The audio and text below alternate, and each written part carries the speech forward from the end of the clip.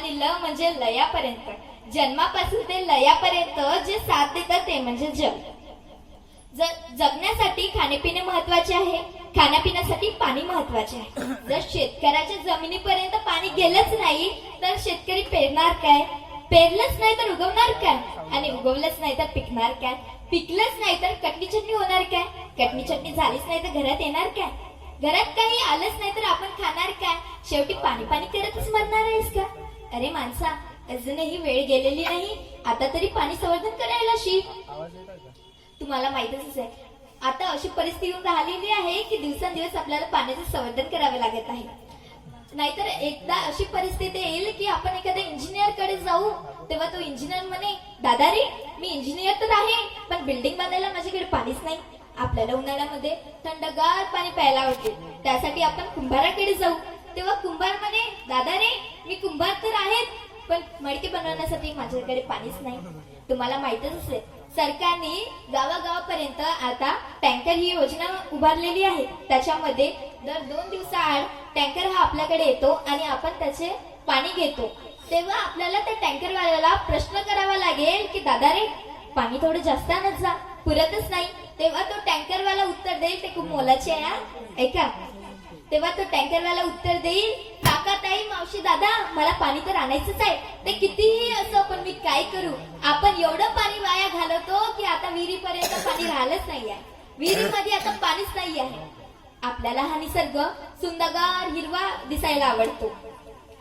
तुम्हाला माहितीच असेल सरकार दरवर्षी 2 लाख झाडं ही आपल्या शाळेमार्फत आणि गावामार्फत लावून घेतो. पण उन्हाळा पडला की तर सरकारलाही प्रश्न पडतो की आपण झाडे लावली तर खरी, आपण ही झाडे लावली तर खरी पण या झाडांना जगवायचं कसं, असा प्रश्न त्या सरकारला पडतो. म्हणून मला म्हणावेसे वाटते, एका एका थेंबासाठी जीव लागलाय मरायला, अरे एका एका थेंबासाठी जीव लागलाय मरायला, आता तरी शिक पाणी संवर्धन करायला, आता तरी शिक पाणी संवर्धन करायला. शेतकऱ्याच्या शेतापर्यंत काही पोहोचलंच नाही तर आपल्यापर्यंत येणार नाही. तेव्हाच या देशाला खऱ्या अर्थाने माझ्या शेतकरी बापांचे महत्व कळेल. तेव्हा हा देश माझ्या शेतकरी बापांकडे जाईल आणि म्हणेल, गड्या रे थोडीशी खाण्यापिण्याची सोय करणार आहे. तेव्हा माझा शेतकरी बाप तुम्हाला उत्तर देईल की दादा रे जोपर्यंत पाणी होतं तोपर्यंत सर्व काही पुरवलं रे, जोपर्यंत पाणी होतं तोपर्यंत सर्व काही पुरवलं रे, पण आता माझ्याकडे पाणीच नाही उरलं रे, पण आता माझ्याकडे पाणीच नाही उरलं रे. जर आपण आता पाण्याचे संरक्षण केले तरच आपण वसुंधरेचे रक्षण करू शकतो. जर आपण पाण्याचे संवर्धन केले तरच वसुंधरेचे रक्षण होईल.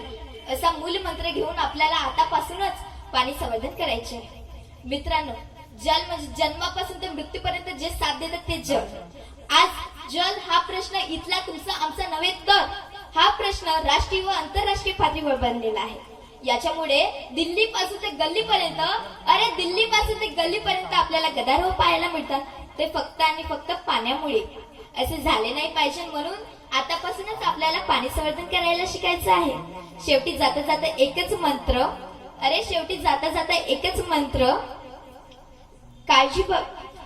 बचत पाण्याची काळजी भविष्याची, बचत पाण्याची काळजी भविष्याची हा मंत्र घेऊन चला आता पाणी संवर्धन करायला शिकू, चला आता पाणी संवर्धन करायला शिकू. मला इथे बोलण्याची संधी दिली असे माझे गुरु हरिभक्त परायण श्री प्रवीण महाराज मोहिजे यांना पुन्हा एकदा कोटी कोटी अभिवादन करते. इथे जे महान थोर नेते आहेत त्यांच्या प्रतिमेला सुद्धा आणि त्यांच्या कार्याला कोटी कोटी अभिवादन करते. आणि इथे तुम्ही एवढ्या शांत चित्ताने माझे हे 2 शब्द ऐकून घेतले याबद्दल मी तुमचे सुद्धा खूप खूप आभार मानते. माझ्याकडून काही बोलण्यामध्ये चुकी झाली असेल तर लहान समजून मला माफ करा आणि माझ्या या 2 शब्दात इथेच पूर्णविराम देते. जय हिंद, जय भारत.